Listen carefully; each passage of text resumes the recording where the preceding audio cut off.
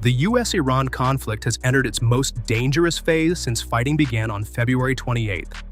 A June 17th memorandum briefly raised hopes that attacks would pause and commercial shipping could safely return to the Strait of Hormuz.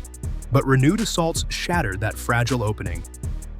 Welcome back to your ultimate pit stop, Piston Pundit. By July 21st, 10 consecutive nights of US strikes, broader Iranian retaliation, and confirmed American deaths and injuries had pulled ports, power stations, desalination plants, fuel supplies, and global trade deeper into danger. For drivers, automakers, and households, this is no distant geopolitical clash. Hormuz is a vital artery feeding the global economic engine. Here are 5 developments pushing the crisis toward wider conflict and sharply higher costs.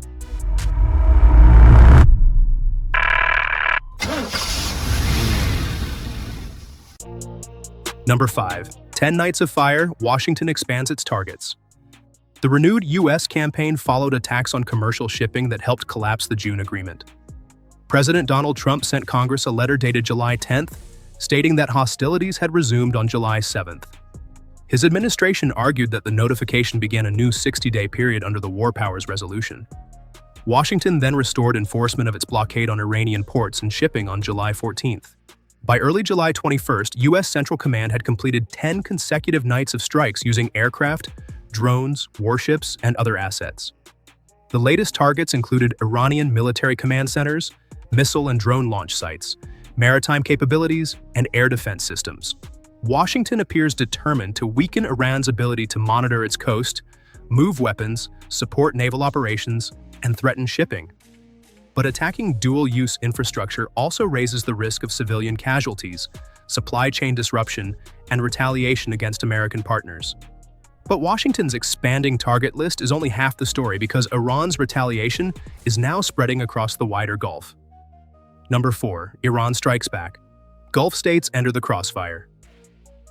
Iranian operations have reportedly expanded across countries hosting American forces, including Bahrain, Qatar, Kuwait, and Jordan. Tehran has also claimed an attack on a U.S. vessel in the northern Indian Ocean. Although several battlefield assertions remain disputed, the regional consequences are increasingly difficult to ignore. The U.S. military confirmed that an Iranian attack on a base in Jordan killed 2 American service members, left another missing, and sent 4 to hospitals. Jordan later reported intercepting 10 Iranian missiles targeting the kingdom. Kuwait confirmed that another Iranian strike hit a power generation and water desalination facility, causing fire, damage, and disruption to several units. Kuwaiti military personnel were also reportedly wounded in separate drone attacks, while Saudi Arabia issued civil defense alerts in 2 locations. One failed interception, navigation error, or a mistaken target could pull another government directly into the war. And as retaliation spreads between military sites, the next danger is even greater. Civilian infrastructure is increasingly entering the crossfire. Number 3. Civilian lifelines under fire. Bushehr raises nuclear fears. Power plants, desalination systems, roads, railways, airports, and ports are increasingly appearing in battlefield reports.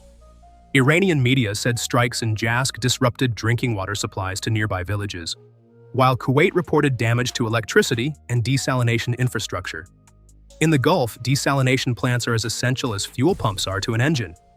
Damage can quickly affect hospitals, homes, factories, food distribution, and entire communities with few alternative freshwater sources. Bushehr remains the most alarming threshold.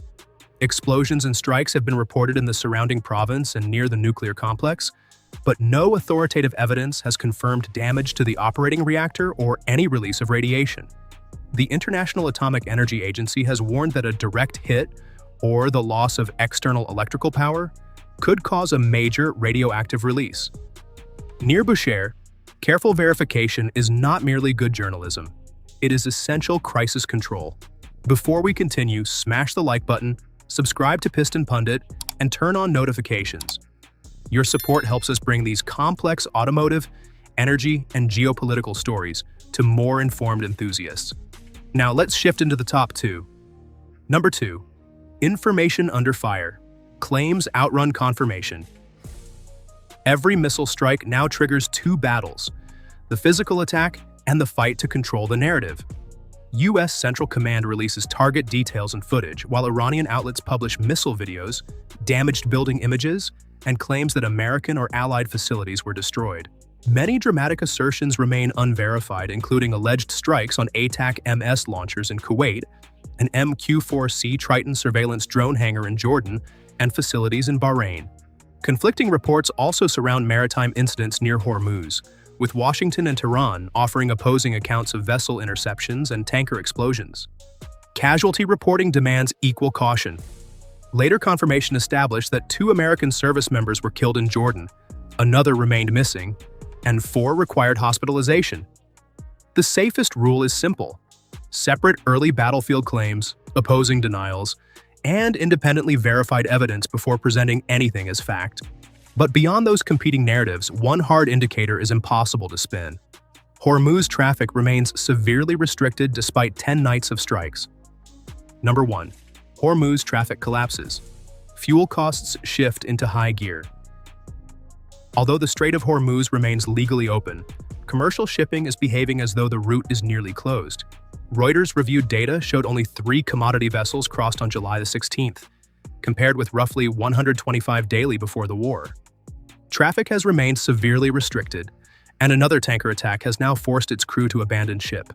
The disruption briefly pushed Brent crude above $90 per barrel before it eased amid renewed ceasefire efforts.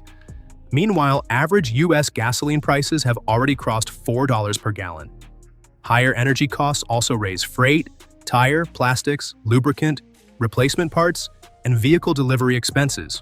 Washington is pursuing long-term alternatives through roughly $60 billion in Iraq-related agreements, including new and restored pipeline routes.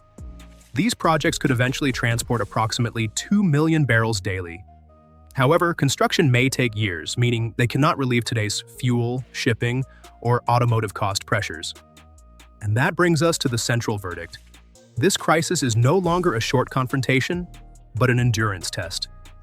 Final verdict: Hormuz becomes a global endurance test. Neither side has produced a convincing route toward victory or de-escalation.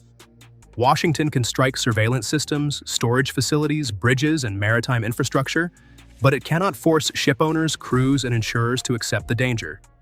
Iran can impose costs through missiles, drones, and shipping disruption, yet attacks on neighboring countries risk drawing more governments directly into the conflict. For drivers and automakers, the consequences arrive through fuel prices, freight rates, material costs, delayed deliveries, and shrinking consumer budgets.